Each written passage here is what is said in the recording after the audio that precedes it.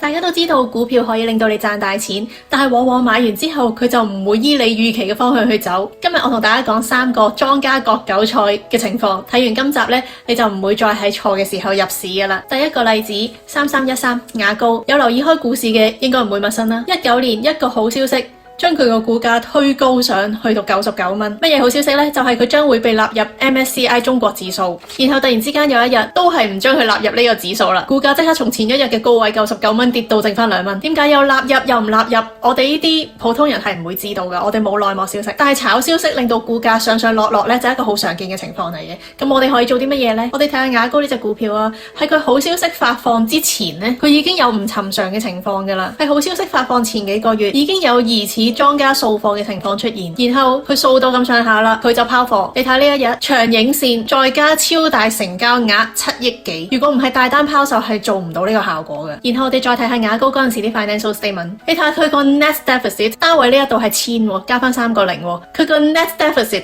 係6億幾啊！你睇下佢啲現金流，佢冇現金流啊，佢流動負債4億幾啊！佢憑乜嘢入 MSCI 啊？我哋冇內幕消息呢，我哋唔會知道背後嗰啲人係玩緊啲乜嘢㗎。但係從佢曾經有一種咁樣拋售嘅情況，兼且佢啲 financial statement 咁樣衰，你就知道喺佢發放呢啲好消息嘅時候，你都唔可以貿貿然入市嘅。如果你係當時佢高位入咗貨呢，到今時今日6年之後，你都係遙遙望不到家鄉啊！第二隻3886康健國際，我要攞呢隻出嚟同你哋講，因為我自己都有類似嘅慘痛經歷啊！